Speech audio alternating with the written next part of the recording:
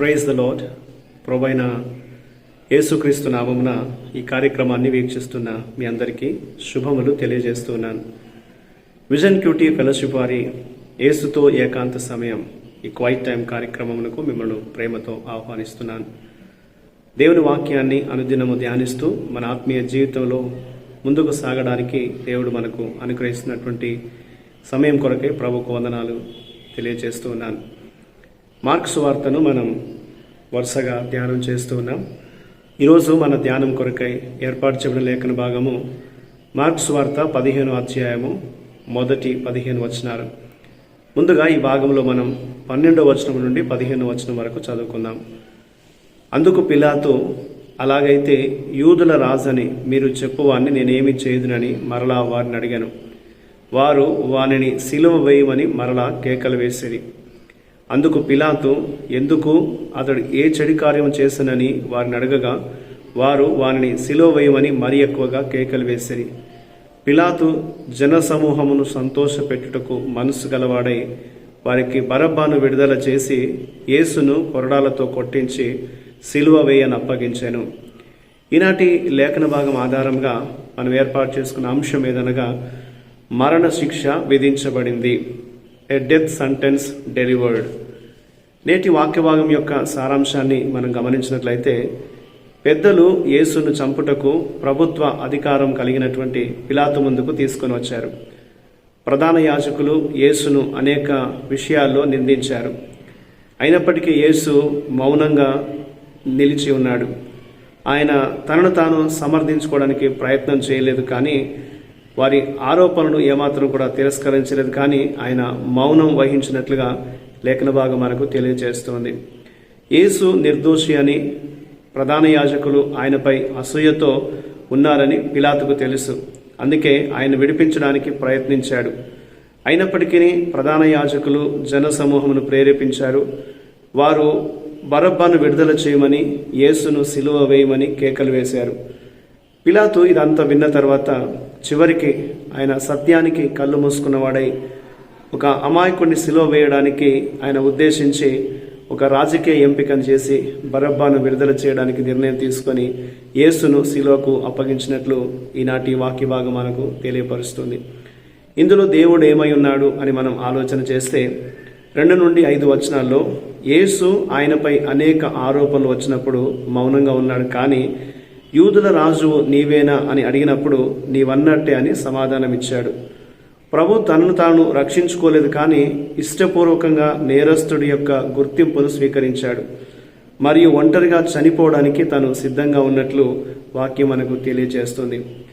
బయటికి పెద్దల యొక్క తీర్పు మరియు పిలాతు యొక్క నిర్ణయం ద్వారా యేసు సిలువకు అప్పగించబడ్డట్లుగా, యేసు యొక్క విధి నిర్ణయించబడ్డట్లుగా అనిపించినప్పటికీ ప్రతిదీ జరిగిన విధంగానే జరిగేలాగా నడిపించేదంతా కూడా, అనుమతించేదంతా కూడా దేవుడే, ప్రభు అనేది మనం వాక్యం ద్వారా గ్రహించాలి.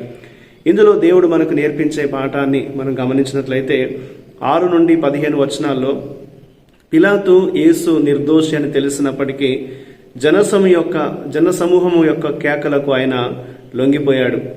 ఆయన యేసును సిలువ వేయడానికి యేసును అప్పగించాడు. యేసు మరణానికి తాను కారణం కాదని అతను భావించి ఉండవచ్చు, కానీ యూదుల్లాగే అతడు కూడా చట్టవిరుద్ధమైన మరణ శిక్షకు భాగస్వామి అనేది ఇందులో మనకు అర్థమవుతుంది.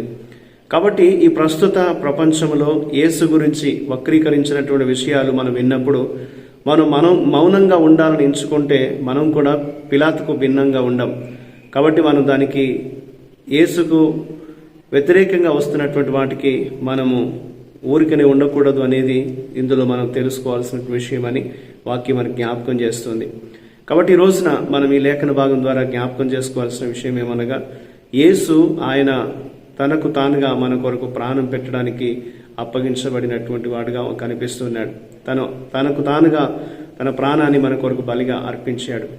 అది బయటికి ఎన్ని కార్యాలు ఎంతమంది చేస్తున్నట్టు అనిపించినా ఇది ప్రభు ఆయన నిర్ణయాన్ని బట్టి ముందుకు కొనసాగినట్లుగా ఆ మరణ శిక్ష తనకు విధించబడింది అనేది మనం గుర్తించాలి.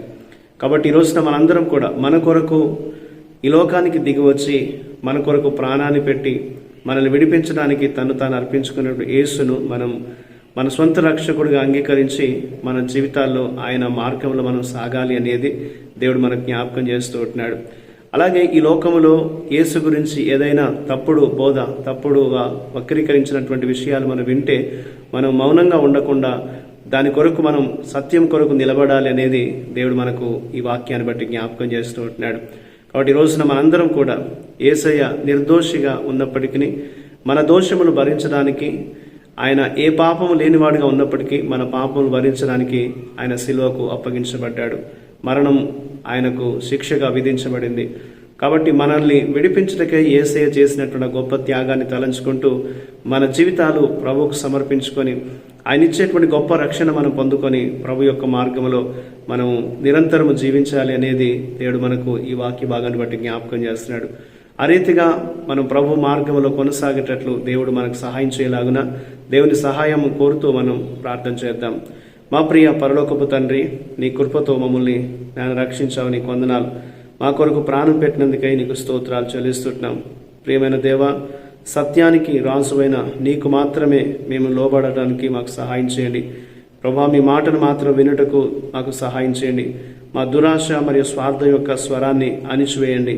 నీ మార్గంలో మమ్మల్ని నడిపించమని, మీ సహాయంతో మమ్మల్ని నేను రక్షణ మార్గంలో స్థిరపరచమని యేసుక్రీస్తు నామములో ప్రార్థిస్తున్నాను తండ్రి, ఆమేన్. ప్రియులారా, మీరు సమయం తీసుకొని ఈ యొక్క వాక్య ధ్యానం విన్నందుకు మీకు ప్రత్యేకమైన వందనాలు తెలియజేస్తూ ఉంటున్నాను. ప్రతిరోజు మీకు అందించబడుతున్న ఈ అనుదిన ధ్యానాలు మీకు ఆశీర్వాదకరంగా ఉన్నట్లయితే మీ యొక్క అనుభవాన్ని మాతో పంచుకోవాలని కోరుతున్నాను. ప్రభు కృప మనందరికీ ఎల్లప్పుడూ తోడై ఉండి కాపాడునుగాక. ఆమేన్.